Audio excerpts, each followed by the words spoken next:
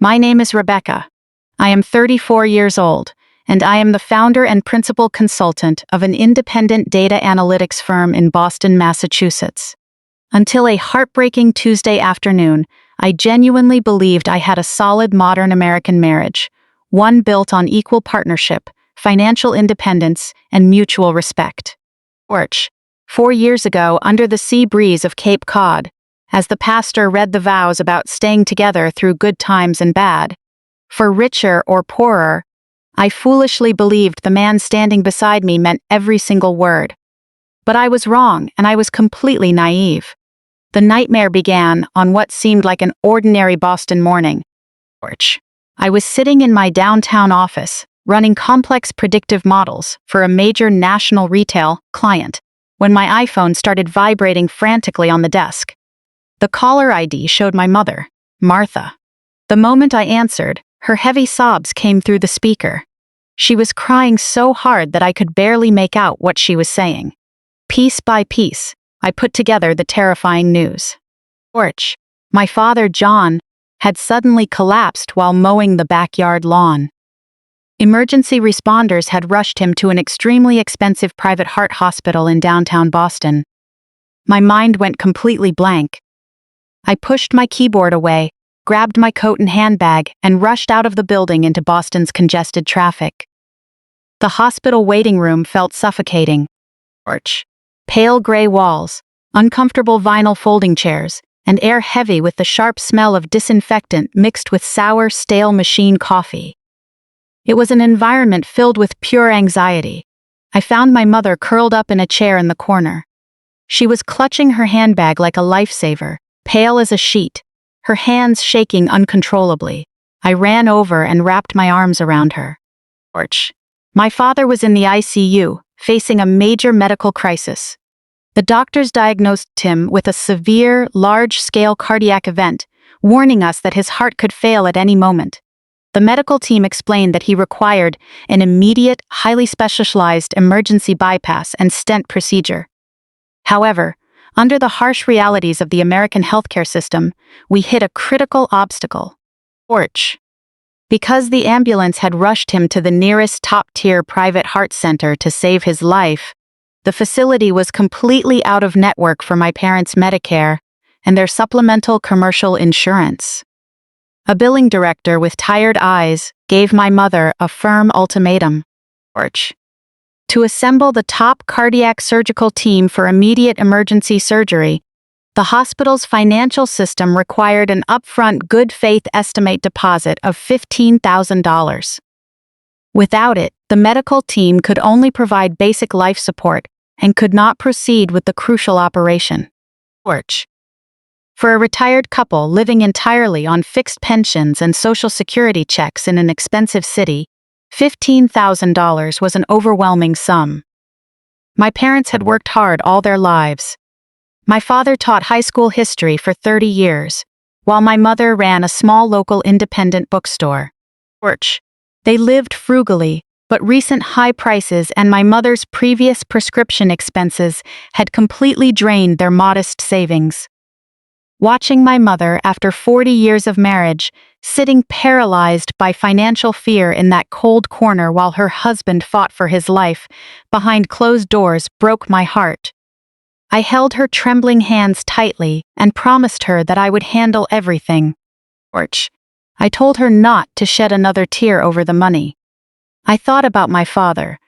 He was the man who taught me how to ride a bike, who stayed up late helping me with calculus in high school, and who always told me that in this country, if you are smart and work hard, you can achieve anything.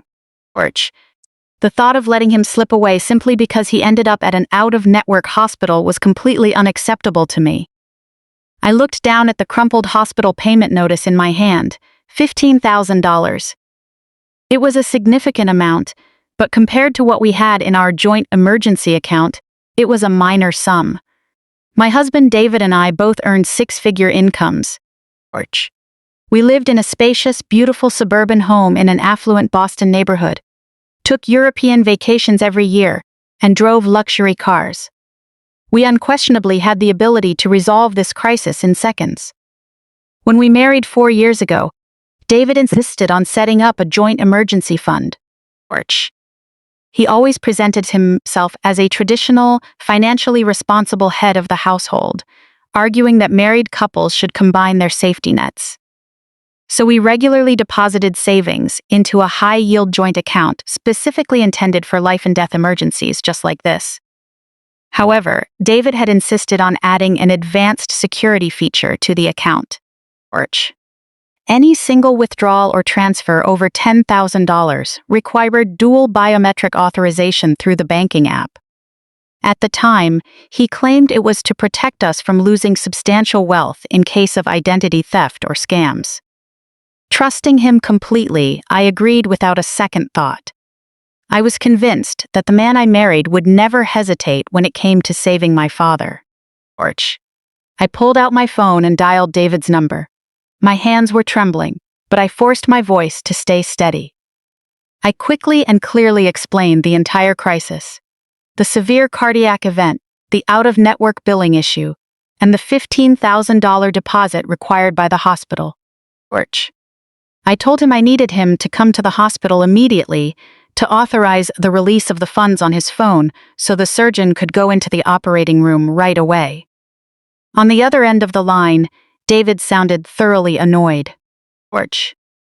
Lowering his voice, he told me he was currently at an extremely important client lunch at a high-end steakhouse in the seaport, and that my frantic calls were disrupting a massive deal that would bring him a huge commission. David was a corporate sales director at a Fortune 500 company, and he had an obsessive focus on status, professional image, and showing off in front of fellow executives.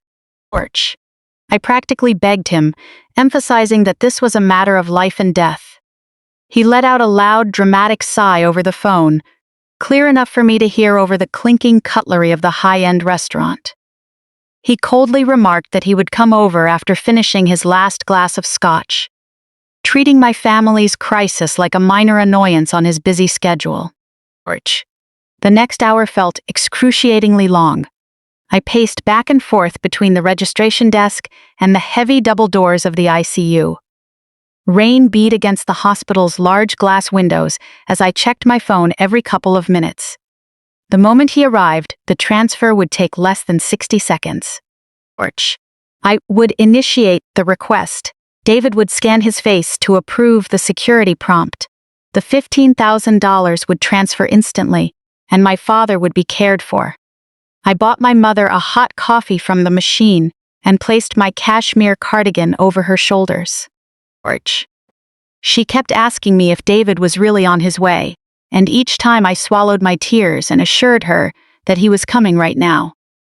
I still naively believed that my husband would walk through those doors, approve the transfer, and help save the man who had welcomed him into our family. The billing coordinator called my name over the intercom again. Her voice was gentle, but the hospital policies were rigid. The surgical team was ready, and the anesthesiologist was waiting. But administration needed the financial hold cleared before giving the green light. On the verge of tears, I explained that the money was sitting in a joint account requiring dual authorization for large amounts, and that my husband was walking into the building at that very moment. When I finally saw David step through the automatic doors, a massive sense of relief washed over me. I stood up and rushed straight toward him, holding up my unlocked phone with the banking app open, desperate to end the nightmare. However, David seemed completely oblivious to the cruel behavior he was about to display.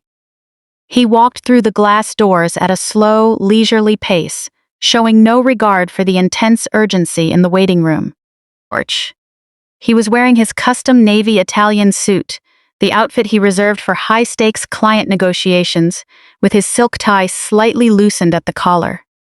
As I reached him, the unmistakable smell of expensive single malt scotch hit me, cutting through the hospital's disinfectant scent. He had not just finished a quick working lunch. He had been comfortably sipping expensive liquor and chatting with clients while my father fought for his life. I held my phone in front of him, showing the pending transfer request from our joint account. All he needed to do was take out his iPhone, log into his app, and approve the security notification so the medical team could proceed immediately. David did not even look me in the eye. With a dramatic movement, he checked his heavy silver Rolex and let out a long, deeply impatient sigh. He looked around the crowded waiting area with obvious disgust, as if the pain and anxiety around him were beneath his social status. Lowering my voice while trying to convey the urgent gravity of the situation, I quickly explained the circumstances again. The unexpected out-of-network complication, the $15,000 deposit demanded by billing, and the surgical team waiting on financial clearance. I pushed the phone closer to his chest, silently pleading with him to tap the confirmation button so I could run back to the desk. Instead of pulling out his phone to authorize the essential funds, David took a step back. He crossed his arms in a rigid, defensive posture and looked down at me. Then, he scoffed. It was not a quiet, subtle murmur of disapproval. It was a loud, sharp scoff of contempt that echoed through the quiet waiting area. A nurse walking by with a stack of charts paused and looked over with concern. An elderly couple sitting nearby turned around, their expressions turning into deep sympathy for me. My face burned with sudden humiliation.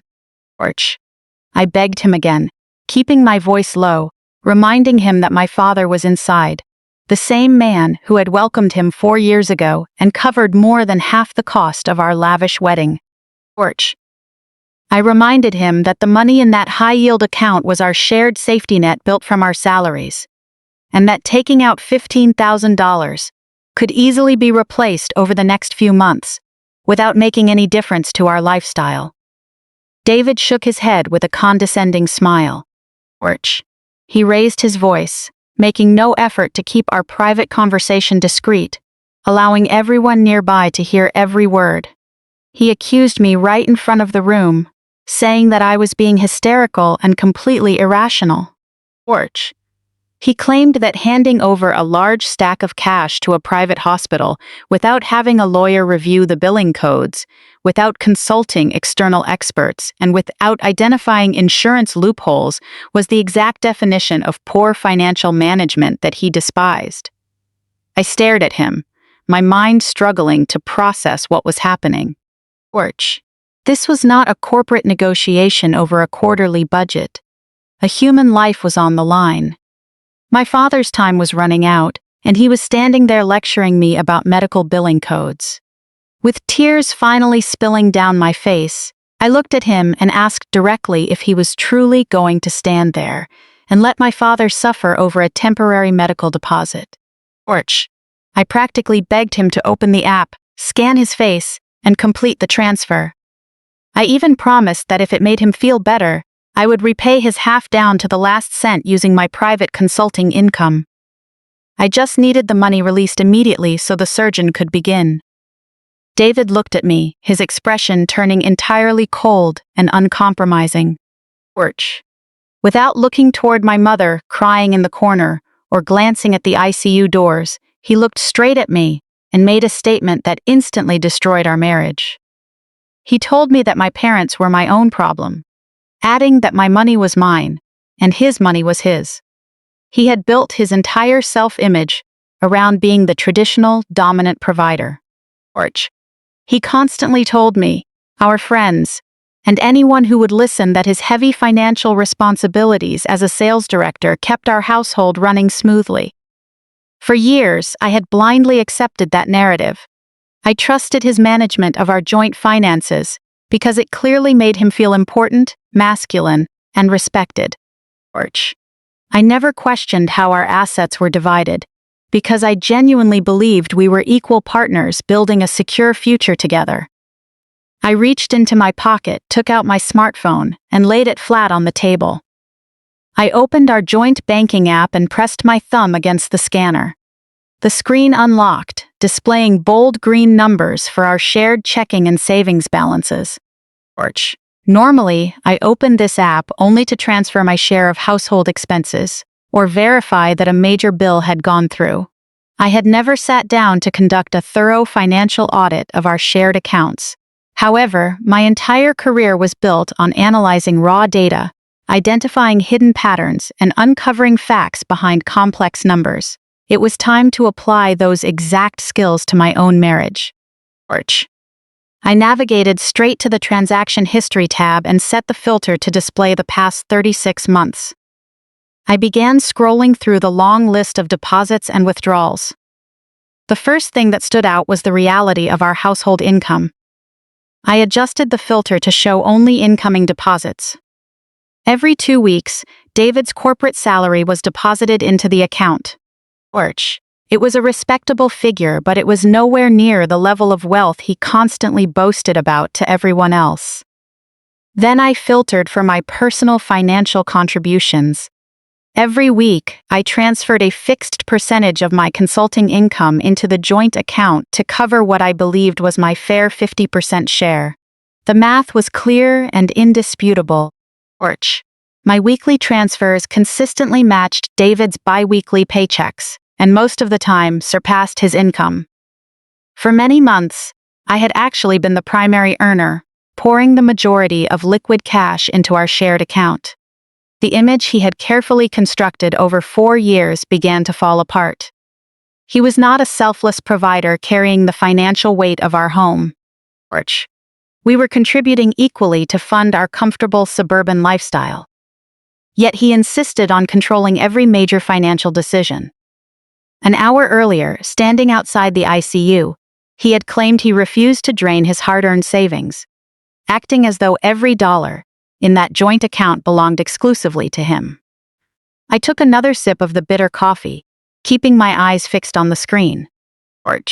His financial authority was built entirely on a deception. Now, I decided to look deeper into the withdrawal records to see where my hard-earned money was actually going. I cleared the income deposit filter and switched to analyzing outgoing transactions over the past 36 months. The fluorescent lights hummed quietly overhead as I focused completely on the screen. I needed to understand how this arrangement had operated for 4 years. I started by reviewing our fixed household expenses. Property taxes for the suburban home, insurance, monthly HOA fees, and utilities were all paid consistently like clockwork. That part of our financial records aligned with our agreed 50-50 split. We were sharing the cost of the house equally. However, as I scrolled past the fixed expenses and began examining discretionary spending, a very troubling picture emerged. Our joint account was losing money rapidly, and none of it was going toward shared groceries or future investments. I tapped on a cluster of transactions from the previous week to view the details. On Tuesday, several $100s were spent at a high-end steakhouse downtown. On Thursday, a massive bar tab was run up at a lounge in the financial district. On Friday, an expensive detailing service was paid for his luxury car. Scrolling back through previous months, the same pattern appeared continuously. There were large charges at designer clothing stores, expensive golf equipment, various digital subscriptions, and costly client gifts that his company supposedly did not cover. David was using our joint operating fund as his personal cash reserve. He was living an extravagant lifestyle while relying directly on the consulting income I continually deposited into the account. I leaned back in the plastic chair and took a deep breath, trying to process the logic. If David deposited his paycheck every 2 weeks while spending heavily on personal expenses, the total balance should have dropped significantly. His spending habits were completely out of hand. The only reason the balance remained stable was that I was constantly putting money in. I leaned closer to inspect the specific transactions around his deposit dates. A large direct deposit from his employer would arrive on a Friday morning. Looking at the transactions processed that same afternoon, I found what I was looking for: a massive outgoing transfer. It was not a regular bill payment or a debit card transaction. It was a direct wire transfer to an external account outside our shared system, an account listed under a single name, David. Tracing this month by month and year by year, I saw the exact same operation. Every payday, David let his salary sit in our joint account for a few hours to create the appearance of equal contribution. Then, before the end of the day, he routinely moved nearly 80% of his income out of the account and into his hidden personal store. The deliberate nature of this financial manipulation left me speechless. Just an hour earlier, he had stood in the waiting room and arrogantly told me that his money was his and my money was mine. He acted as though I were trying to drain his personal savings to help my family. In reality, under the pretense of partnership and shared responsibility, he actively encouraged me to deposit my income into the joint account.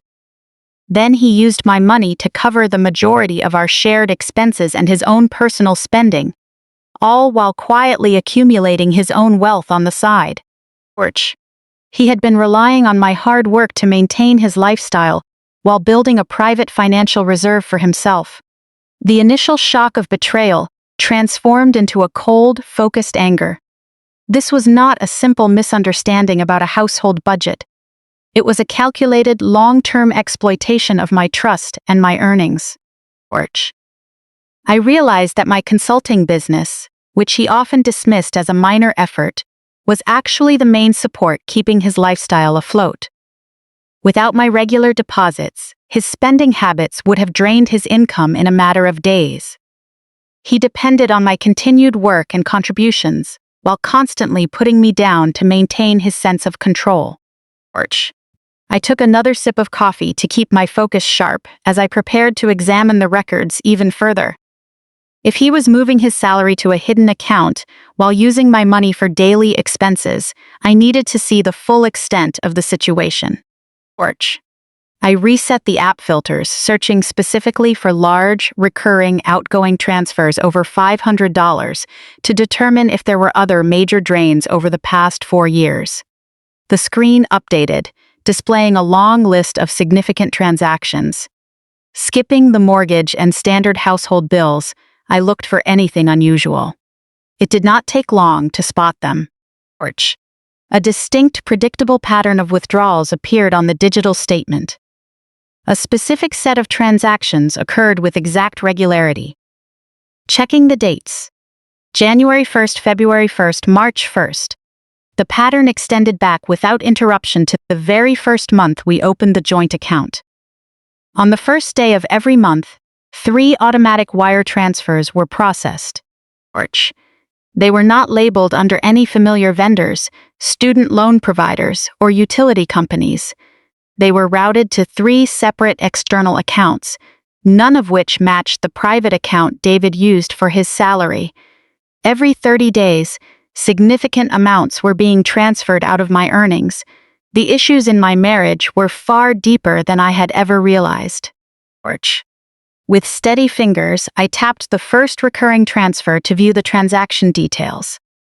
The details filled the screen. The first automated transfer was for $1,500.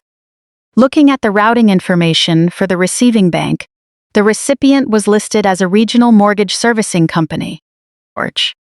It was the local Boston bank holding the mortgage on the home belonging to David's parents, Thomas and Linda.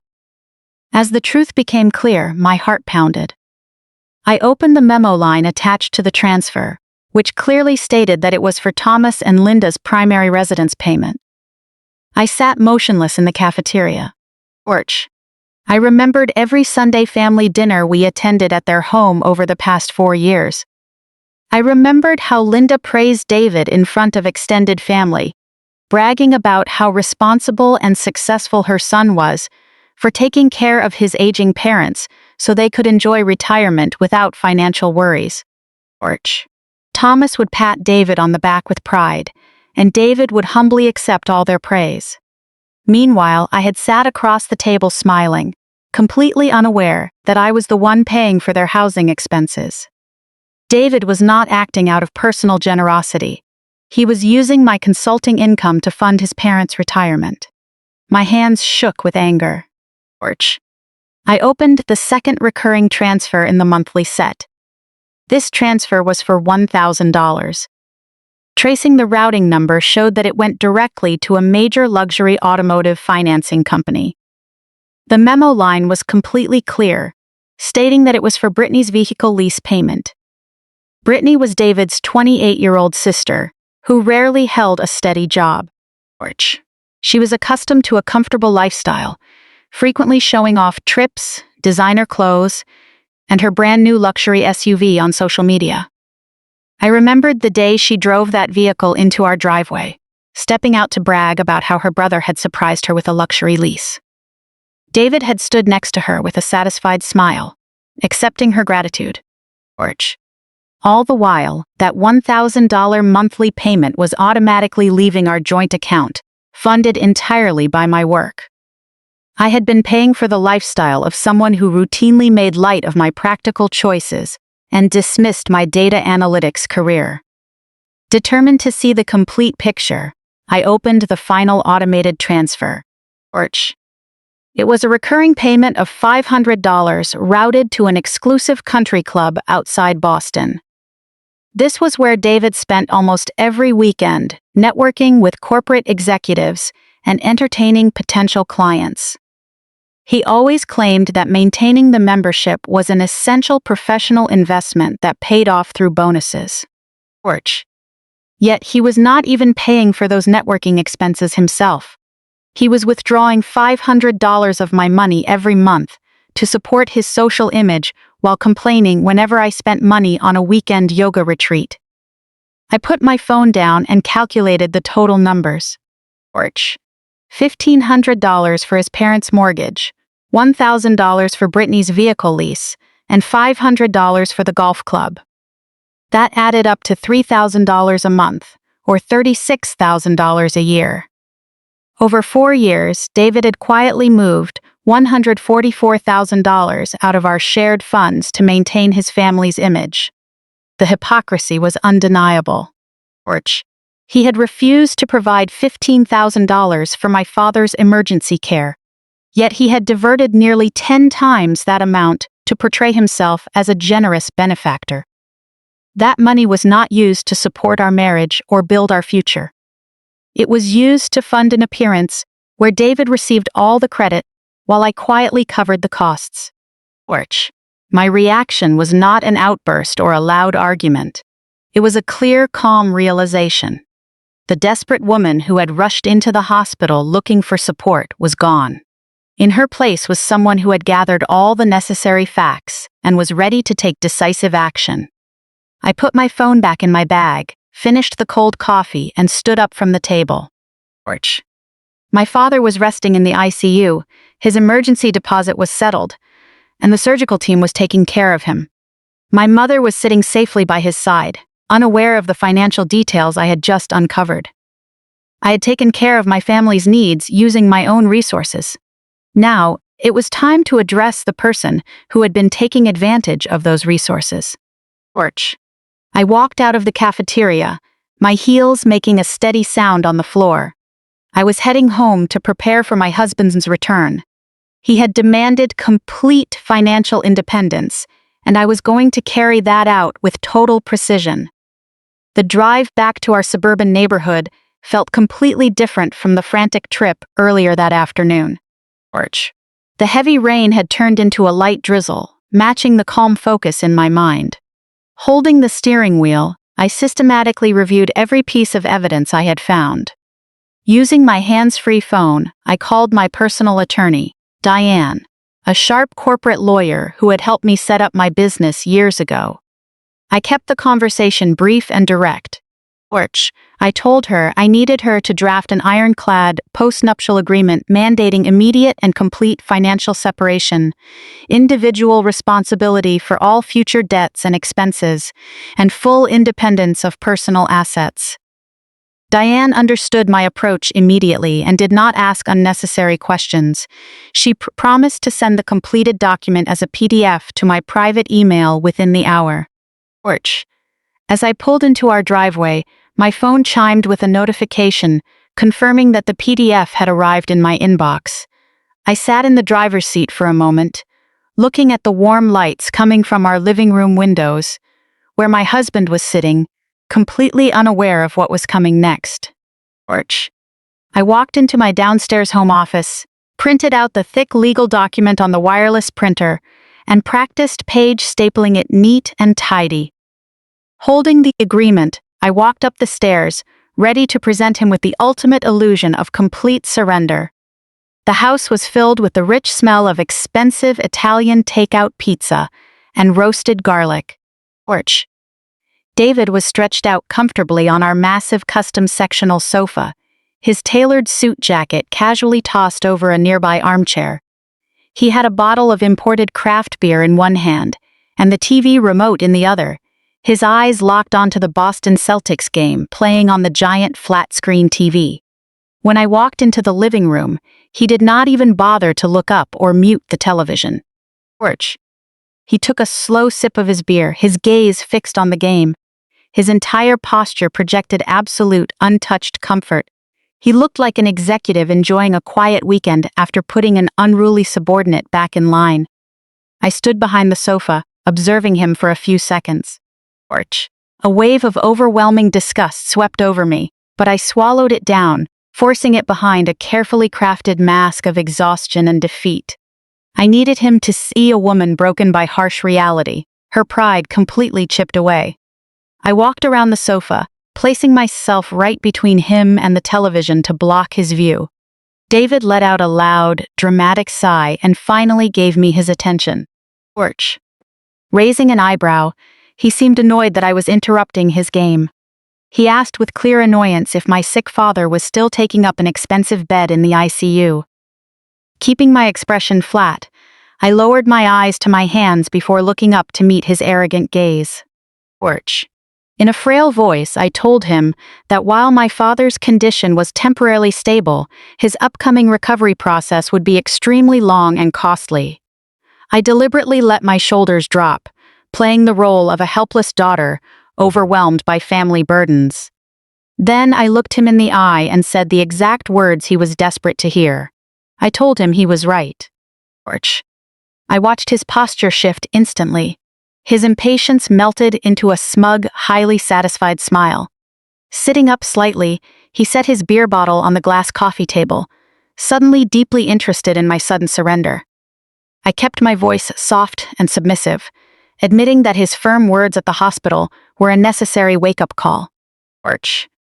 I confessed that my parents had completely failed at retirement planning, and that expecting him to drain his hard-earned executive savings to save them was fundamentally unfair. I added that I respected his commitment to financial boundaries and appreciated how firmly he protected the lifestyle he had built for us. The more I fed his ego, the wider his smile grew. Porch. He nodded, leaning back comfortably into the sofa cushions with an expression of total victory. Condescendingly, he told me he was glad I had finally stopped acting hysterical and started seeing things with logic. He reiterated that a man in his elevated social position could never risk being dragged down by other people's poor financial choices. Porch.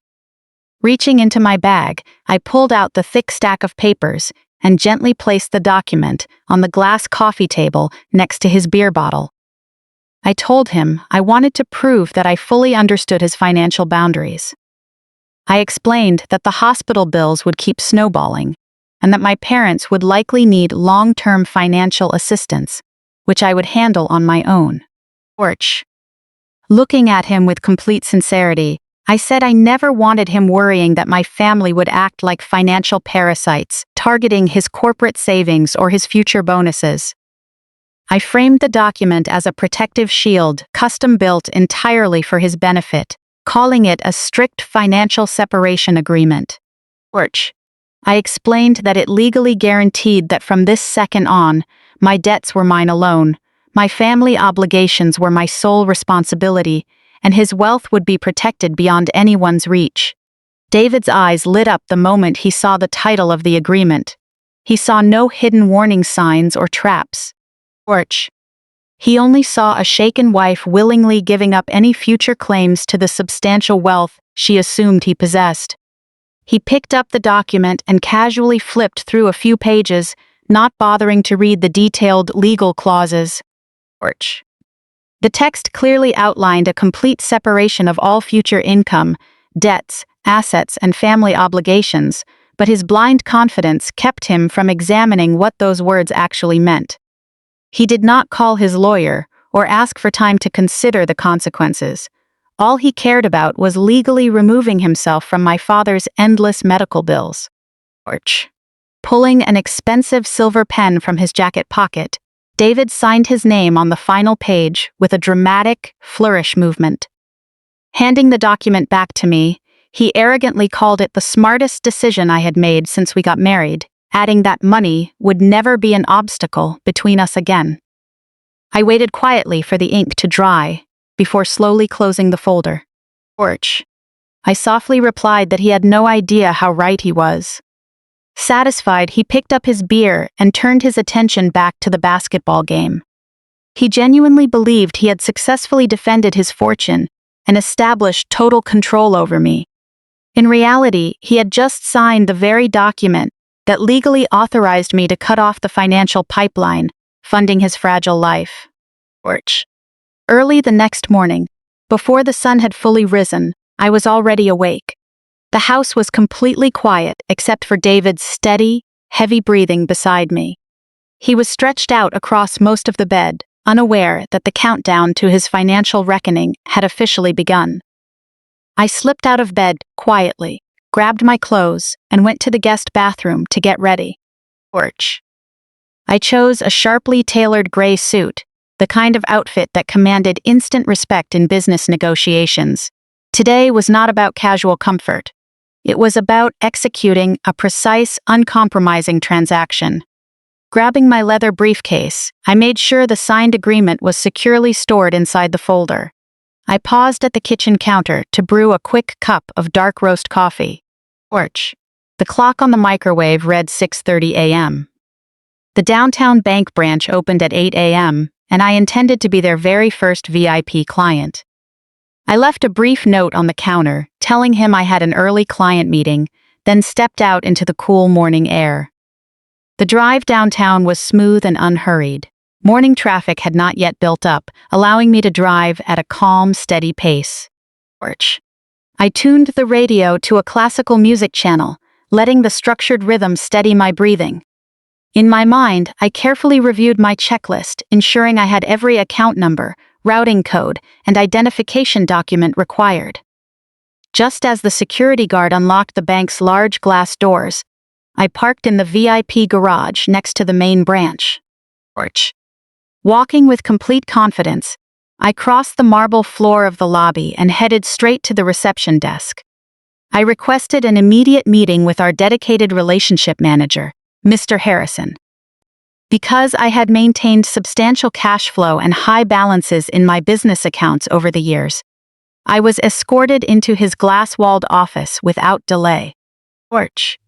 He greeted me with a warm, professional smile, asking how my morning was going and politely inquiring if David would be joining us. Sitting down in the comfortable leather chair across from his desk, I returned a composed smile. I told him David was occupied with his corporate duties, but that I was there to execute an urgent, specific administrative update to our joint checking and savings portfolio. Opening my briefcase, I retrieved the signed postnuptial agreement and slid it across the polished mahogany desk. I asked him to review the specific legal clauses, mandating an immediate full separation of marital finances. Mr. Harrison adjusted his glasses and spent 5 minutes carefully reviewing the legal document. When he turned to the final page and saw David's signature confirming the legal validity of the arrangement, I saw his eyebrows raise slightly. He looked up at me, and despite his professional composure, I caught a brief flicker of curiosity in his eyes. He asked how I wished to handle the existing joint assets. Keeping my voice steady, I stated that I needed to immediately disconnect all direct deposit routing from my primary clients away from the shared account and redirect them exclusively into my private business account. Additionally, I requested to legally remove my name and personal financial liability from the joint account, transferring sole ownership and authority entirely to David, exactly as instructed by the signed document. Mr. Harrison reviewed the clauses once more and turned to his computer screen. He explained that removing a name from a joint account typically required both parties to sign internal bank documents. However, that did not affect the core part of my plan. I had total freedom to redirect my own income, and I could legally transfer out the portion of the current balance directly traceable to my personal contributions. Within 10 minutes, all future wire payments from my consulting clients were permanently rerouted to my private business account. The primary financial source funding David's lifestyle was officially cut off. Mr. Harrison then printed an audit report of the current account balance. Together, we separated David's deposits from mine and deducted our shared, legitimate household expenses for the month. Then, without hesitation, I transferred the remaining portion of my funds out of the joint account. I did not touch David's money. I left his own modest deposits in the account, which were barely enough to cover his legal half of the basic household bills. Looking at Mr. Harrison, I made my final request, asking him to pull up all active scheduled transfers tied to the account. The screen displayed the 3 recurring items: $1,500 to his parents' mortgage company, $1,000 to Brittany's auto lease, and $500 to David's golf club. I did not cancel them. Those automated transfers had been established by David for the benefit of his family. Under the financial separation agreement he had just signed, those expenses were now entirely his personal legal responsibility. I instructed Mr. Harrison to keep those authorizations fully active. I also asked for a complete bank-stamped history showing when those recurring payments were created, where the funds went, and the total amount withdrawn over the past 4 years. On the first of every month, the bank's automated clearing system would attempt to execute those 3 transfers totaling $3,000. But without my consulting income funding the account, his paycheck would have to bear the entire load. If he lacked sufficient funds, the transactions would bounce, leaving him solely responsible for the resulting credit damage and penalties. I signed the deposit redirection forms, activated real-time transaction alerts on my phone, and carefully placed the printed records inside my briefcase. I had not tampered with his money or interfered with his family obligations. I had simply stopped using my hard-earned income to fund his decisions. When I stepped outside the bank, the morning air felt entirely different. David's financial setup was still running exactly as he had configured it. The only missing piece was my money. I walked to my car with a renewed sense of control. The immediate risk to my daily cash flow was handled, but my broader defensive strategy was not yet complete. I had cut off his access to my income, but I still needed to build a secure barrier around my accumulated assets.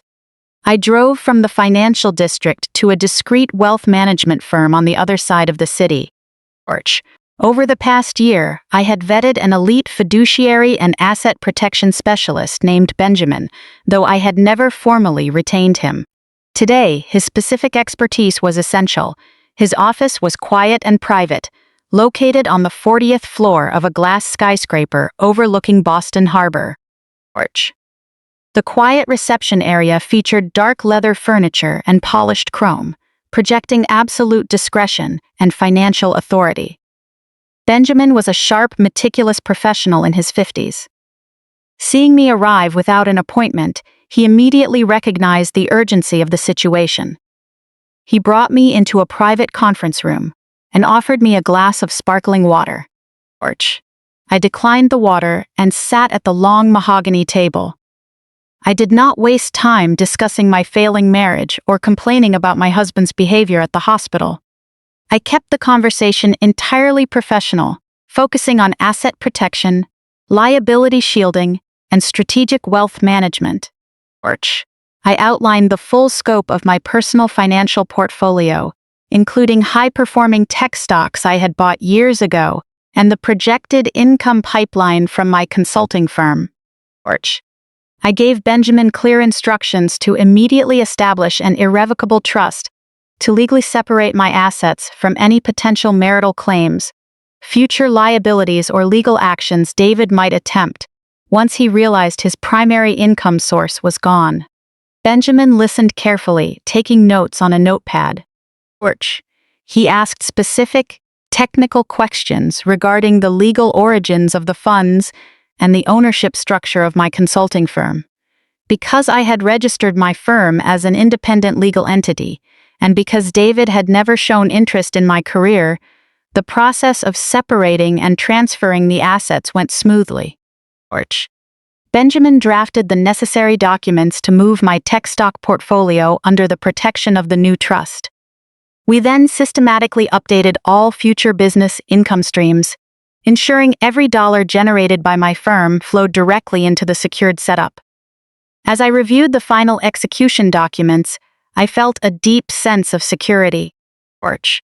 For years, I had allowed David to make me feel as though my contributions were secondary to his sales career. Looking at the total wealth being transferred into the trust, the actual data reflected my true financial standing. I was not just contributing to household expenses. I was a successful, self-made businesswoman. I was finally treating my hard-earned assets with the protection they deserved.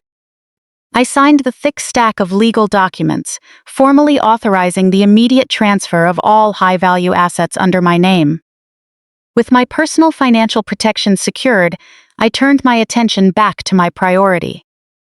Leaving Benjamin's office, I drove straight to the private heart hospital. Holding the steering wheel, I felt entirely in control. The rain had stopped completely, and late afternoon sunlight reflected off the city streets. When I arrived at the ICU, the atmosphere was entirely different from the previous day. My father was awake, and while tired, his vital signs were completely stable. The emergency procedure had been successful, clearing the blockage, and the medical team provided an optimistic prognosis. My mother sat by his bed holding his hand, the overwhelming fear completely gone from her eyes. I stood at the doorway for a moment, watching them as a wave of relief washed over me. Stepping inside, I kissed my father's forehead, reassuring him that he would make a full recovery and that he did not need to worry about a thing. Excused myself shortly after, I walked down to the hospital's patient care coordination office. Sitting down with a senior recovery specialist, I initiated the next phase of my plan. I was not going to leave my father's recovery to basic insurance coverage with long waiting times. Using funds from my private business account, I arranged a comprehensive care plan for my father's recovery. I authorized a full regimen of private one-on-one physical therapy, provided by top cardiac rehabilitation specialists in Boston. I hired 24/7 private registered nurses to ensure my mother would not bear any physical or emotional strain during his first 4 weeks back home. I prepaid for a specialized meal delivery service tailored for cardiac recovery, and I fully covered all his newly prescribed medications without hesitation. I signed the extensive medical coordination contract without a second thought. Every signature was a direct response to David's selfish declaration at the hospital. David had arrogantly dismissed my parents as my problem, viewing them as an intolerable burden on his lifestyle. He had condescendingly demanded that I handle my family's issues with my own money. I was carrying out his request precisely, paying entirely out of my own pocket to provide my father with the highest level of care available in Massachusetts. I did so effortlessly, as those costs barely impacted my private reserves. My parents were completely secure, supported, and protected from any financial stress. They would never have to worry about hospital bills, care expenses, or recovery costs. Using the resources David had dismissed, I built a strong barrier around my family. Returning to my father's room, I spent the afternoon by their side, talking quietly with my mother, while the heart monitor beeped steadily in the background. A deep sense of calm settled over me. Everything I cared about was finally safe. My assets were legally protected, and my parents were fully provided for. As night fell, I drove back to the quiet suburban home I shared with David. Entering the kitchen, I poured a large glass of ice water and leaned against the cold marble counter. I pulled my phone from my bag, opened the calendar app, and looked closely at the screen. Torch. It was the 26th. There were exactly 5 days left until the first of the month. In just 5 days, the automated clearing system would attempt to withdraw $3,000 from the joint account I had completely emptied. The setup was complete. All I had to do now was sit back, maintain a calm and submissive appearance, and wait for the clock to run out. Torch. Sunday evening arrived, bringing an obligation I had disliked every month, even before discovering David's financial betrayal. There were only 3 days left until the first of the month, exactly 72 hours before the financial consequences would take effect. David and I were required to attend Sunday dinner at his parents' home. Torch. Typically, after a demanding week of consulting work, I would make an excuse to skip these gatherings. But tonight, I would not miss it for anything. I wanted a front row seat to observe their arrogance one last time. I wanted to watch their lavish lifestyle, while knowing that I was the one who had quietly removed the foundations supporting it. Torch. The drive to Thomas and Linda's estate took about 45 minutes. As we turned onto their long, winding driveway, the full extent of David's financial deception was on display. Their home was a massive, custom-built colonial estate situated on 2 acres of manicured lawn in an affluent neighborhood. Torch. Exterior lighting highlighted the boxwood hedges and blooming rose gardens along the stone walkway. Parked right near the main entrance under the spotlights was Brittany's top-tier leased SUV. Looking at the polished chrome grille of that vehicle, I knew exactly how much that lease cost every month. My stomach tightened with anticipation. Torch. David parked the car and walked up to the heavy oak front door. Without knocking, he pushed it open. We stepped into a grand foyer featuring a curved mahogany staircase and a large crystal chandelier casting bright light across the polished hardwood floors. The house smelled of wealth, a mix of roasted meat, rosemary, and Linda's strong designer perfume. Torch. Thomas and Linda greeted us from their high-end kitchen, both holding crystal stemware filled with imported red wine. Linda gave me a brief smile and a formal, distant hug. Before I could offer a polite greeting, Brittany walked down the grand staircase in high heels. She wore an expensive silk blouse with tailored trousers, wearing shoes that cost more than my first used car. Torch. What caught my attention immediately was the new limited edition designer handbag on her arm. She walked into the foyer, holding the bag out for everyone to see like a sacred object. David whistled approvingly, praising her taste, while Linda admired the stitching on the bag. They completely ignored the fact that 28-year-old Brittany had no job capable of supporting such spending. Torch. I looked at the expensive handbag, keeping a pleasant smile on my face while making cold mental calculations. That bag easily cost $3,000 or $4,000. She was charging her credit cards, completely unaware that in 3 days, the automated lease payment for the SUV parked outside would bounce, triggering fees and repossession protocols from the dealership. Torch.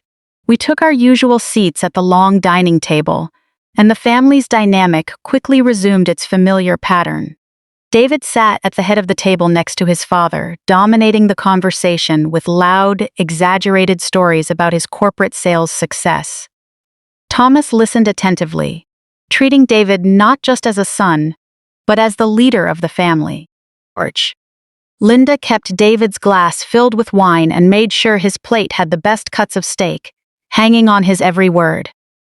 I sat quietly near the middle of the table, cutting my prime rib and observing the performance.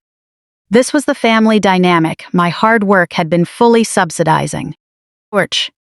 When the main dinner plates were cleared and Linda served dessert, the conversation shifted aggressively toward my family. Linda set a delicate porcelain plate in front of me, her expression changing to exaggerated, insincere sympathy. Letting out a dramatic sigh, she looked down the table at her son, before turning her sharp gaze toward me. Orch. She asked about my father's recovery, but interrupted before I could finish speaking. Leaning forward, she placed her manicured hand on the table and made a harsh, malicious comment that made me clench my jaw in anger. She stated that it was a terrible tragedy that my parents had completely failed at their retirement planning. Orch. Shaking her head dismissively, she announced to the table that financial irresponsibility was a major character flaw, and that relying on expensive emergency medical care without a proper safety net was selfish to the younger generation. She then raised her wine glass to my husband, her eyes filled with blind admiration for her son. Orch. Out loud, she thanked God that David was so responsible, praising his moral standards and telling me in front of everyone that I was fortunate to have married a man who kept his household secure and protected his wealth from being drained by other people's chaotic mistakes. Her words carried a heavy, unbearable hypocrisy that hit me right in the chest. Orch. Under the thick mahogany dining table, my hands began to tremble uncontrollably. An intense surge of anger rushed over me. I wanted to scream, to stand up and slam all the expensive fine china onto the hardwood floor, smashing it to pieces. Orch. I wanted to grab Linda by the shoulders and yell in her face that my so-called dysfunctional family wasn't the one quietly stealing $1,500 every month just to keep a roof over their heads. I wanted to look Thomas straight in the eye, point right at his nose, and tell him that his successful, responsible son was actually a pathetic fraud buried in massive debt. Orch. He only dared to sit here playing the generous provider because he was leeching off his wife's consulting income. A fierce, burning rage rose in my throat, threatening to spill over and destroy the perfect trap I had spent the last 2 days carefully setting. But I forced myself to swallow it down. I pushed that fury deep inside, locking it away behind the cold, calculated walls of my plan. Orch. I took a slow, deep breath, letting the tension drain from my shoulders bit by bit. I looked at Linda's smug, judgmental face, and then at David, who was puffing out his chest, wearing a proud smile as he soaked in his mother's glowing praise. They were so incredibly comfortable in their delusion. They felt so safe in their arrogance. Orch. In that moment, I realized something with absolute clarity. Exploding right now would only give them immediate satisfaction. It would give them an excuse to write me off as a crazy, insecure, jealous woman. Real justice meant letting them build their shaky house of cards just a little bit higher, before pulling the rug out from under them completely. So I didn't scream. Orch. I didn't shed a single tear. I calmly picked up my silver fork, took a tiny refined bite of my dessert, and let the toxic tension quietly brew in that elegant room. I flashed a warm smile at my bitter mother-in-law. My eyes locked onto hers with a quiet, eerie calm that her mind couldn't even begin to process. Orch. Linda hesitated for a second, thrown off balance by my steady gaze, but she quickly recovered and turned back to her favorite subject. She reached across the table and lovingly patted David's arm. Her diamond tennis bracelet caught the light of the crystal chandelier, flashing brightly. Orch. She asked David to tell everyone about the massive new client he had supposedly just landed at corporate headquarters. David didn't need to be asked twice. He pushed his empty dessert plate away, leaned heavily back in his ornate wooden chair, and puffed out his chest. Orch. He smoothed down the lapels of his expensive custom suit, the exact suit he bought using money from the joint account I had just drained. Then he started spinning a completely fictional story about high-stakes corporate negotiations. He casually threw around complex industry jargon, inflating his importance at the company to a ridiculous degree. Orch. He claimed that on Friday afternoon, he had single-handedly closed a multi-million-dollar enterprise software contract. He vividly described a tense boardroom showdown, bragging about how his brilliant sales strategy had saved the day at the last minute. He intentionally raised his voice so it echoed throughout the spacious room. Orch. He bragged endlessly that his upcoming quarterly bonus was going to be the largest single commission check in the history of his company. The sheer scale of his act was almost impressive. At that point, I still didn't know what David was doing with the salary he secretly transferred to his private account, nor did I know how deep his personal financial hole really was. But the hard evidence in my hands already proved one thing. The wealthy provider sitting at the head of this table didn't exist in reality. His lavish lifestyle was completely dependent on funds from that joint account. Funds that overwhelmingly came from me. Yet there he was, sitting comfortably beneath a crystal chandelier, shamelessly inventing massive bonuses and million-dollar contracts, while his parents and sister hung on every single word as if it were gospel. Whatever he was hiding, I knew one thing for sure. The moment my income stopped shielding him, the truth would explode right into the open. Thomas nodded with absolute awe, taking a slow sip of expensive red wine and loudly congratulating his son on his ruthless ambition. He told David that real men win respect in the marketplace, and David smugly agreed. Brittany even paused, admiring her pricey new handbag, to jump in, asking if his huge bonus meant he was finally going to upgrade his country club membership to the top diamond tier. She had no idea that her apparently wealthy brother couldn't even afford his basic silver dues right now. David let out a deep, booming laugh, a completely manufactured sound of total confidence. He told Brittany he would definitely consider it, hinting heavily that his personal wealth was growing so fast he practically needed to find new, creative ways to throw money around. Then, David decided to steer the conversation back to what happened at the hospital. He couldn't wait to use my family's severe medical crisis as a convenient stepping stone to boost his own status. He put on a serious, theatrical face as he looked at his father, resting his elbows on the polished mahogany table. "Real wealth requires tough protection and hard choices," he announced solemnly. He told his parents about my father's $15,000 out-of-network medical bill, but he deliberately left out the cruel reality that my dad was literally fighting for his life in the ICU. Instead, he framed the entire terrible disaster as a reckless, chaotic financial trap set up by my parents. He claimed I had acted like a madwoman at the hospital, hysterically demanding that he liquidate his hard-earned executive savings to pay the deposit, simply because my parents were penniless. He slowly shook his head, frowning around the table as if begging everyone to sympathize with the unfair burden he was forced to carry.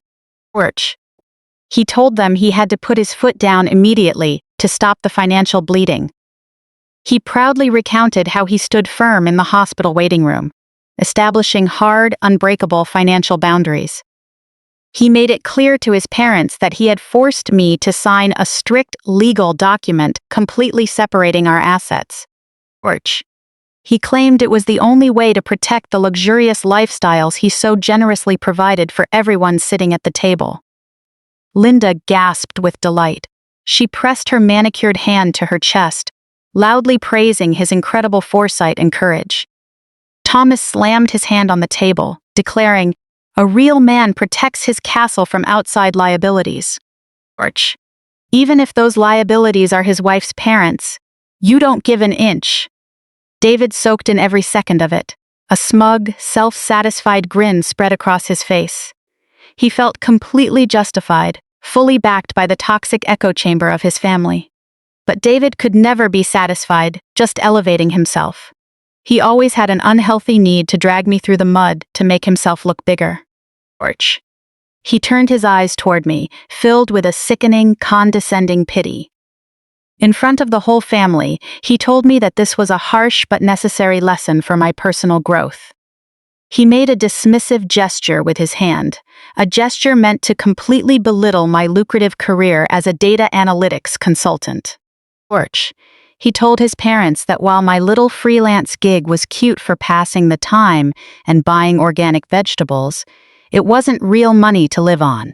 He patiently explained to me that since I didn't understand how the high-pressure corporate world worked, I couldn't grasp the true value of protecting real wealth. I really hope this financial separation agreement finally motivates you to take your Excel hobby a little more seriously, he said. Maybe one day you'll actually be able to support your bankrupt parents on your own. Brittany let out a sharp, mocking laugh. She covered her mouth, her diamond rings sparkling in the light. Linda wore a tight, fake smile, telling me in a sickly sweet voice that I should be grateful to have a good husband who was willing to risk upsetting me just to teach me such a crucial financial lesson. I felt the smooth, cold stem of my crystal wine glass in my hand. The chill of the glass against my skin stood in sharp, sobering contrast to the suffocating heat of their collective arrogance. I slowly raised the glass and brought the deep red wine to my lips. I let the rich, complex flavors rest on my tongue, taking my time to appreciate the sheer poetry and perfection of the trap they were all walking into. They were publicly mocking my career. They were laughing at the very income that paid the massive mortgage on Thomas and Linda's estate, the same income that paid the lease on the luxury car sitting in their driveway. They were wildly celebrating the greatness of a man whose entire financial existence was a completely hollow, rapidly decaying shell. I set the glass down gently on the white bone china tablecloth. The soft clink of crystal against porcelain immediately caught their attention, cutting off Brittany's harsh giggling. I didn't glare at David. I didn't raise my voice to defend my consulting business. Nor did I rattle off my massive list of corporate retainers to prove my worth. I just smiled warmly. It was a serene, genuine smile, born from the absolute certainty of the total disaster heading their way. I looked David straight in the eyes, matching his arrogant tone with a quiet, lethal calm from deep within. I spoke up clearly, making sure every single person at the table heard every word. You're absolutely right, David. Financial independence is crucial. Everyone should stand on their own 2 feet and never rely on handouts. The words hung heavy in the warm air of the dining room. For a split second, a flicker of genuine confusion crossed David's eyes. He was too used to my quiet compliance, or the subtle frustration I usually tried to hide. My loud, cheerful agreement caught him completely off guard. But his massive, fragile ego quickly swept away any doubt. He smugly assumed his brilliant speech had finally broken through my stubborn mind. He genuinely believed I had completely surrendered to his superior logic and authority. A wide, triumphant smile spread across his handsome face, that sealed his fate once and for all. Linda clapped her hands dramatically, thrilled that I had finally seen reality and accepted my place. Thomas raised his glass to me, condescendingly proposing a toast to my newfound maturity and financial realism.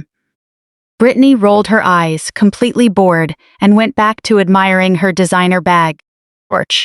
The dramatic irony hanging in that beautiful, luxurious room was so thick it was almost suffocating. I sat there quietly, surrounded by arrogant, entitled people wildly celebrating their superior financial independence. They were completely in the dark. Just a few days ago, I had permanently, ruthlessly severed the main artery, keeping their lavish fantasy world alive. I took another slow, deliberate sip of my wine, savoring the sweetness of what was coming. The second of the month was only 3 days away, and the devastating panic about to crush this family was going to be the absolute masterpiece of my life. The next 3 days passed in a surreal, eerie calm. I operated like a seasoned actress who had performed the same Broadway show 1,000 times, keeping up my routine with precise timing. Every morning, I made his lunch and gave him a gentle kiss on the cheek before he left for work. David was completely oblivious. He strutted around our home with the blind confidence of a man who believed he had successfully secured his financial empire. He even remarked over dinner that with our strict new financial boundaries, he felt more relaxed than ever. He had no idea those boundaries were the very things sealing his fate. I just smiled softly, nodding along to everything he said, while silently counting down the seconds in my head. Porch. When the morning of the second finally arrived, the air in the house felt heavy, charged with the suffocating tension that comes right before a storm hits. I got up, changed into a sharp, perfectly tailored suit, poured myself a cup of black coffee, and drove to my consulting firm downtown. Morning traffic was crawling as usual, but I didn't mind at all. I felt a deep, profound sense of peace. Porch. I arrived at the office, greeted my assistant with a smile, and settled into the large leather chair behind my mahogany desk. I opened my MacBook and started reviewing complex data models for a new client. My attention, however, was divided. I intentionally left my phone face up on the polished desk. Porch. I knew the automated billing systems of major financial institutions and leasing companies all too well. They operated on strict, unforgiving schedules like cold-blooded machines. The storm broke at 10:15 a.m. The quiet, temperature-controlled air of my office was suddenly shattered by a sharp, piercing text chime. Porch. Before I could even reach for the screen, it chimed again, then a third time, followed by a rapid, endless barrage of notifications. The phone vibrated violently against the hard wood, buzzing like a frantic insect. I leaned back, picked up the phone, and unlocked the screen. Porch. Notifications were flooding in from a family group chat named The Golden Family. Linda had created this group years ago to coordinate Thanksgiving dinners and share photos of David's accomplishments. I opened the chat and watched the chaos unfold in real time.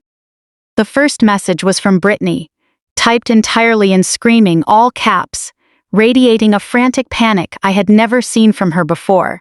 Porch. She had posted a screenshot of her luxury car lease app. Stretched across the top was a glaring red banner, payment declined, followed by an automated note, immediate $75, late fee applied. Below the screenshot, a barrage of hysterical questions was aimed directly at David. Porch. She demanded to know why her lease payment had bounced, angrily asking if he had secretly changed the routing numbers without telling her. Porch. She complained bitterly that the leasing company's legal department had just sent her an automated warning. If the full balance plus fees wasn't settled within 48 hours, they would immediately start repossession procedures and report the default to all 3 credit bureaus. I read every word slowly, taking in the raw panic leaking through the screen. Porch. Just 3 nights ago, she was sitting at that dinner table, rolling her eyes at my career, while admiring her multi-thousand-dollar handbag. Now she was staring into the abyss of losing her precious status symbol. She sent another wave of messages, frantically tagging David's number. She forcefully demanded that he fix the bank error this instant. Porch. She mentioned she was supposed to drive to the Hamptons for the weekend and couldn't risk the dealership towing her car off the road. She even arrogantly demanded that he wire the funds directly to her checking account so she could handle it herself. Her sense of entitlement was unbelievable. Porch. Even in this moment, she truly believed the river of money was bottomless, just temporarily blocked by a minor glitch. She had no idea the well had been permanently sealed with heavy concrete. Less than 5 minutes later, the group chat blew up again. This time, it was Linda. Her message was much longer, typed at frantic speed. Porch. The tone completely abandoned her usual cool, passive-aggressive posture, replaced by a suffocating urgency. Ignoring Brittany's car drama, she focused entirely on the disaster hitting her own doorstep. Porch. Linda wrote that she had just logged into her bank portal to check their balance, only to find a terrifying notification. The monthly mortgage payment on their 2-acre suburban estate had been flatly rejected for insufficient funds. In a long, rambling paragraph, she tagged David 3 times in a row, ordering him to pick up his phone immediately. Porch. She explained, near tears, that the mortgage company had 0 tolerance for missed payments. A bounced check meant a massive penalty and direct, severe damage to their credit scores. As the minutes ticked by with no reply from her golden boy, Linda's messages grew more hysterical. Porch. She wildly guessed that David's corporate payroll department must have made an unforgivable mistake with his direct deposit. She urged him to drop everything, drive to a local bank branch, and sort out the frozen funds immediately. I quietly watched the gray typing bubbles appear and disappear, watching Linda and Brittany feed off each other's financial terror. Their messages overlapped in a chaotic symphony of desperation, and the most beautiful part of this entire spectacle was the deafening silence from David's end. He was completely unreachable. I knew his Tuesday morning schedule inside out. Right now, he was locked in a high-profile, 3-hour regional sales strategy meeting at headquarters with several senior vice presidents. To project absolute focus and authority in front of corporate executives, he always turned his personal phone completely off during these high-stakes presentations. I could easily picture him sitting in a high-rise boardroom, pointing at slides, bragging about his sales pipeline, and trying to secure a bigger bonus. He was completely unaware that his empire, built on sand, was burning to the ground inside the phone in his suit pocket. He was trapped in the corporate world he used to look down on me with, powerless to stop the financial bleeding at home. Finally, Thomas joined the chaos. He left a blunt, brief voice memo in a stern, commanding tone, ordering David to step out of his meeting and call home immediately because his mother was hyperventilating in the kitchen. I didn't type a single character in response. I offered no fake comfort, no explanations, and certainly no solutions. I simply became an invisible ghost, watching the complete collapse of their family structure from a safe, untouchable distance. I set the phone back down, keeping the screen lit so I could catch the constant stream of meltdown messages out of the corner of my eye. I picked up my mug, took a satisfying sip of hot coffee, and turned my focus back to the complex data models on my screen. My bank accounts were as secure as Fort Knox. My consulting business was thriving. My father was resting comfortably in a top-tier rehab center, surrounded by the best private medical care money could buy. I had cleanly, permanently cut off the parasite that had been draining me for 4 long years. The digital chaos on my phone was no longer my problem. It was entirely David's problem. He was the one who had arrogantly demanded strict financial separation, and now he was getting his very first taste of what that actually meant. The first domino had fallen with irreversible force. I knew with absolute certainty that the final confrontation waiting for me at home tonight would be the most satisfying moment of my life. That evening, the drive home felt like a quiet victory lap. Evening traffic was packed as usual, but I barely noticed the long sea of red taillights ahead of me. As the sun began to set, casting long, dramatic shadows across the manicured front lawn, I pulled into our quiet suburban driveway. I unlocked the heavy front door and stepped into the quiet entryway, immediately setting the stage for his inevitable arrival. I went upstairs, changed out of my structured suit, and slipped into a soft cashmere sweater and dark leggings. I wanted to look completely relaxed, the picture of a woman who didn't have a single care in the world while her husband was swallowed whole by financial chaos. I walked down to the spacious kitchen, switched on the warm pendant lights above the large marble island, and set the kettle to boil. I carefully brewed a cup of chamomile tea, letting the soothing, calming aroma fill the room. I retrieved the thick black binder from my home office, the one filled with crucial financial records and the signed post-nuptial agreement. I placed it gently on the spotless marble counter. Pulling out a comfortable bar stool, I sat down and waited. The silence in the house grew heavy, charged with the dangerous energy that fills the air right before a thunderstorm hits. I didn't have to wait long. At 6:45 p.m., the heavy oak front door wasn't just opened. It was violently slammed back against the hallway wall, with a loud bang that sounded like a gunshot. Heavy, frantic footsteps pounded aggressively across the hardwood floor. David stormed into the kitchen like a whirlwind. The physical and emotional transformation he had undergone in a single workday was staggering. The polished corporate executive who had walked out the door this morning in a tailored suit was completely gone. Standing before me was a man on the edge of a total breakdown. His navy suit jacket was deeply wrinkled, hanging limply off his slumped shoulders. His silk tie was yanked open, the top few buttons of his dress shirt undone. Dark, heavy sweat stains soaked through the fabric under his arms. His usually smooth, confident face was a sickly, pale gray. His eyes were wide and wild, scanning the room frantically until they locked onto me, sitting peacefully at the kitchen island. He was breathing heavily, his chest heaving, as if he had just run miles in the sweltering heat just to reach the front door. He took 2 aggressive steps forward, his hands trembling visibly at his sides. There was no greeting, no normal check-in about the day. He practically screamed at me, his deep voice cracking under a chaotic mix of intense rage and raw panic. He demanded that I tell him right now what the hell was wrong with our bank accounts.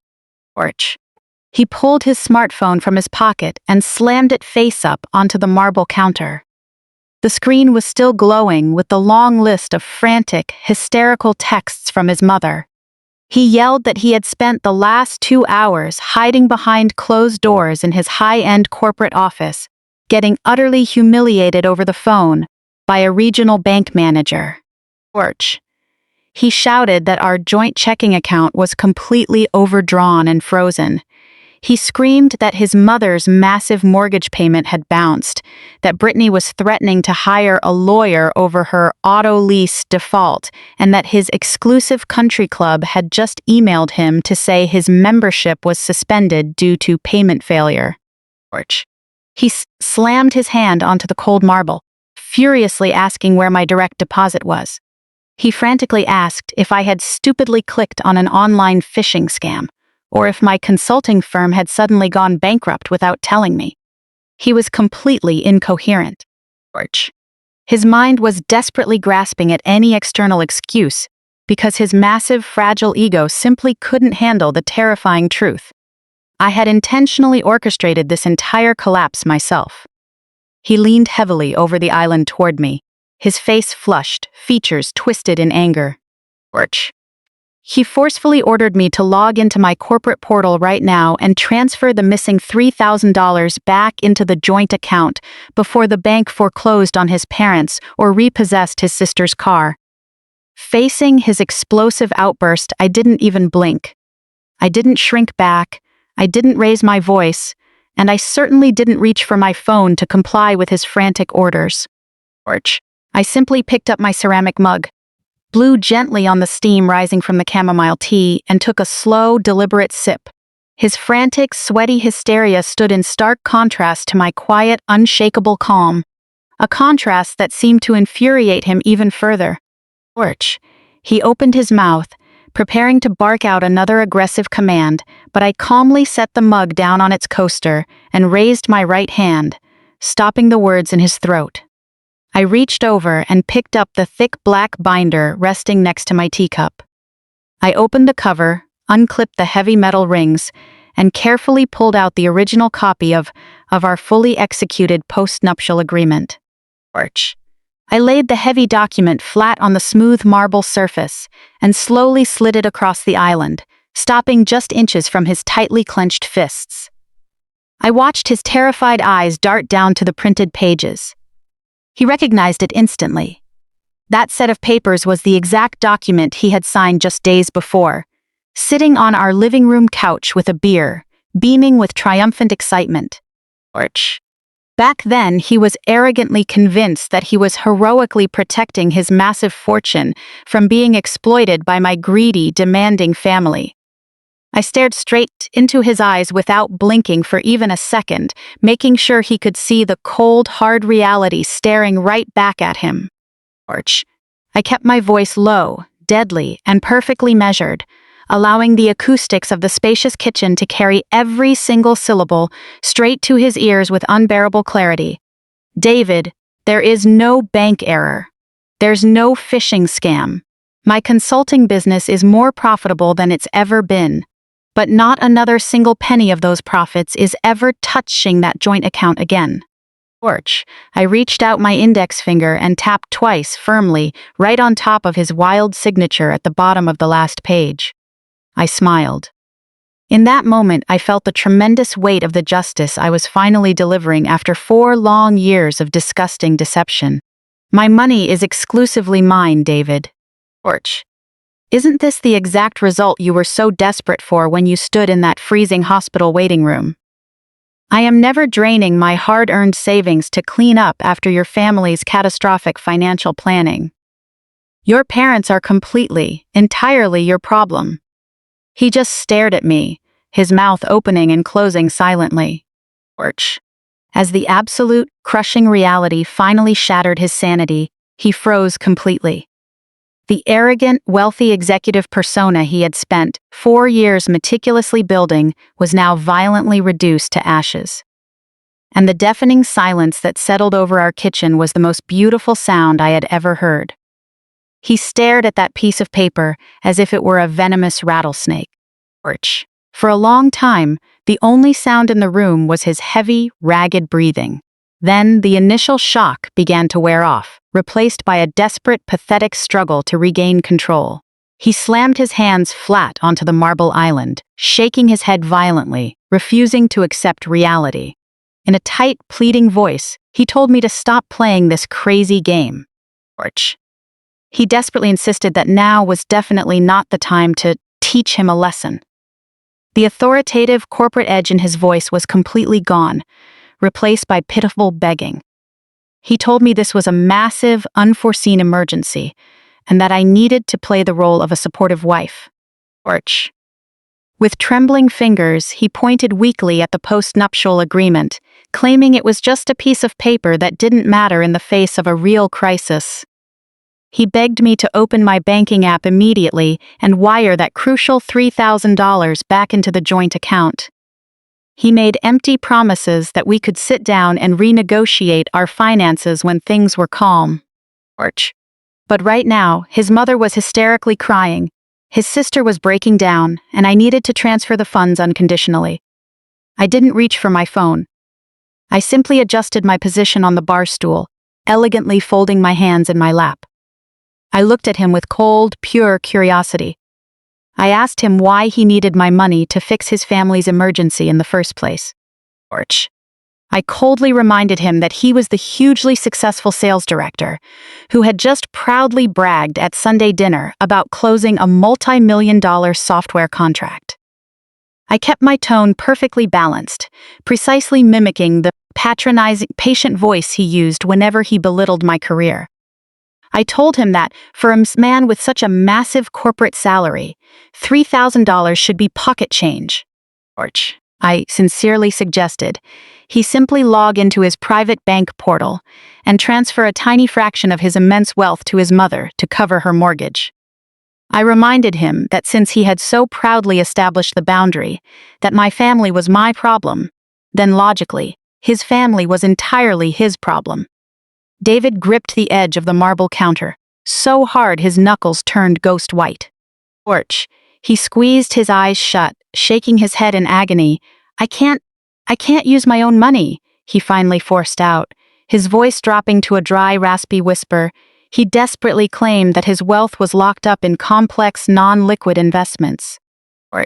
He quickly spun a ridiculous lie about high-yield offshore accounts and restricted stock options, claiming he would face massive penalties if he cashed them out early.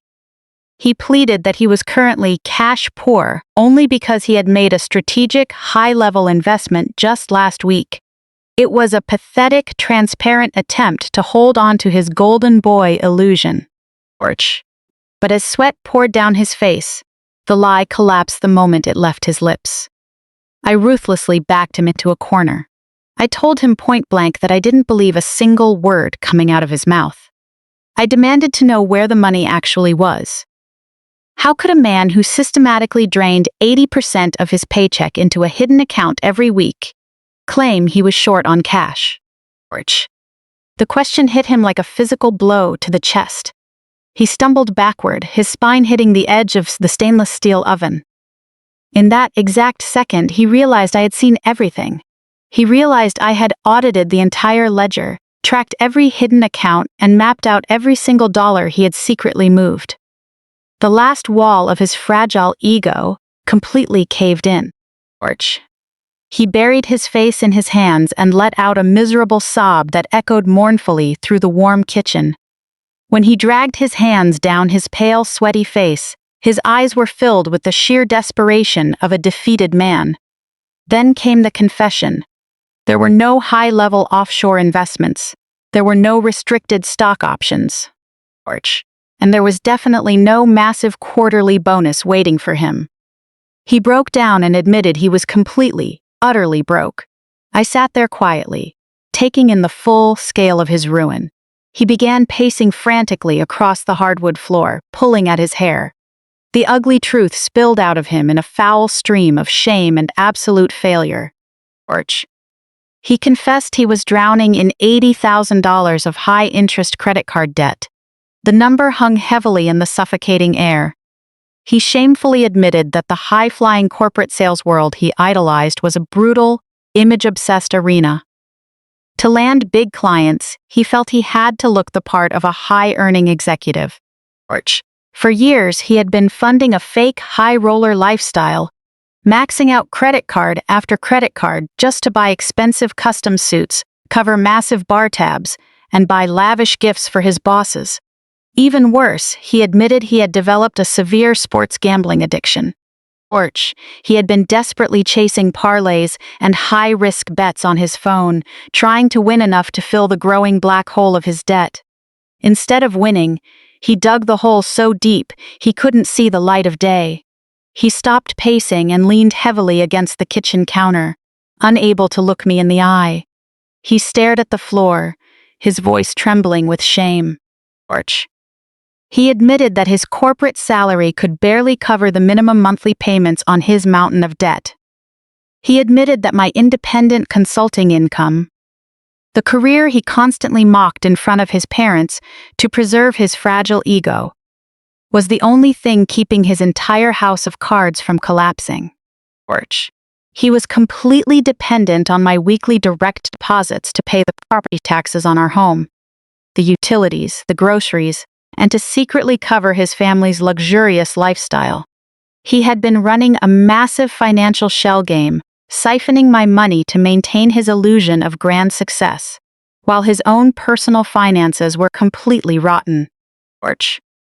He looked up, tears streaming down his pale face. He begged me for mercy, the exact mercy he had cruelly denied me in the hospital. He pleaded with me to understand the intense pressure he felt to be the perfect provider. He tried to spin his toxic deception into a tragic burden he carried in silence, claiming he was only trying to protect me from his debt. I didn't feel a shred of sympathy. Looking at the broken man standing in my kitchen, I felt nothing but deep, absolute disgust. He didn't steal my money to protect me. He stole it to protect his bloated, fragile ego. He was willing to watch my father suffer rather than touch that joint account, because he desperately needed my money to hide his own foolish mistakes. I slowly stood up from the bar stool, smoothing the minor wrinkles from my cashmere sweater. I looked down at the signed post-nuptial agreement lying on the marble island. It was no longer just a shield protecting my assets. It was the official death certificate of his ruin. He had arrogantly demanded strict financial separation, thinking he was cutting off a burden. Instead, he realized too late that he had used a chainsaw to cut his own safety net. I calmly told him that he now had everything he wanted. His secret debt was entirely his problem. His family's impending mortgage foreclosure and car repossession were entirely his problem. The $80,000 in compounding credit card debt rested solely on his shoulders. I picked up my mug, completely ignoring his pathetic crying, and took a deep, satisfying sip of my chamomile tea. The confrontation had permanently drained the last drop of fake confidence from him. Under the bright kitchen lights, he stood exposed, left with nothing but the ugly truth. He didn't apologize. Instead of taking responsibility, David slowly backed away from the marble counter. His eyes darted away, completely defeated. He grabbed his smartphone and slunk out of the kitchen without a word, his heavy dragging steps echoing mournfully up the wooden stairs. I stayed downstairs in the quiet kitchen, comfortably finishing my tea as the adrenaline slowly faded from my blood. A few minutes later, his muffled, panicked voice drifted down from the upstairs hallway. He was on the phone with his mother. I walked quietly to the base of the stairs and listened. Even facing total financial ruin, his desperate need to protect his golden boy image overruled any sense of honesty or dignity. I heard him spinning a malicious lie to explain to his snobbish parents why the checks had bounced and the accounts were frozen. He didn't tell Thomas and Linda about his $80,000 in credit card debt. He didn't mention his sports gambling, his maxed out credit limits, or his fake lifestyle. Instead, he cowardly painted himself as a helpless victim and framed me as an unstable, vengeful monster. He told his mother that the stress of my father's health crisis had driven me completely insane, causing a severe mental breakdown. He claimed I was acting out of pure malice because he had set healthy boundaries at the hospital, lying that I had maliciously frozen his hard-earned accounts and locked him out of his own fortune. He promised his mother he would deal with my hysterical behavior quickly and release their funds right away. It was a pathetic, cowardly lie designed solely to buy himself a few more hours of his parents' fake respect. Standing in the dark hallway, I smiled broadly. I walked back into the kitchen to wash my mug, knowing that his desperate lie would only make the family's inevitable crash that much more spectacular. The next day passed in a weird, tense silence. David fled to his office before I even opened my eyes, likely too ashamed to face me in the light of day. I spent the morning at my firms, successfully closing a massive new analytics contract that poured a substantial retainer into my private, protected account. In the afternoon, I visited my father at the top-tier cardiac rehab facility. He was doing wonderfully, chatting with the private nurses and enjoying his specialized meals. Seeing him so well cared for, completely insulated from any financial strain, reaffirmed every single decision I had made. That evening, I drove home feeling grounded, peaceful, and completely secure. I knew David's desperate phone call would trigger a furious backlash from his arrogant family, and I was fully prepared for it. I unlocked the front door, kicked off my heels, and poured myself a glass of ice water, just as I walked into the living room to turn on the evening news. The heavy oak front door was violently thrown open, slamming hard against the entryway wall. David had never asked his parents to return their spare key, a detail that now allowed them to barge into my home, unannounced. Heavy, aggressive footsteps pounded across the hardwood floor. Before I could even set my glass on the mantel, Thomas, Linda, and Brittany stormed into my living room. They didn't knock. They didn't announce themselves. They marched in with the unbearable arrogance of entitled homeowners, ready to ruthlessly interrogate a criminal who had dared to break into their vault.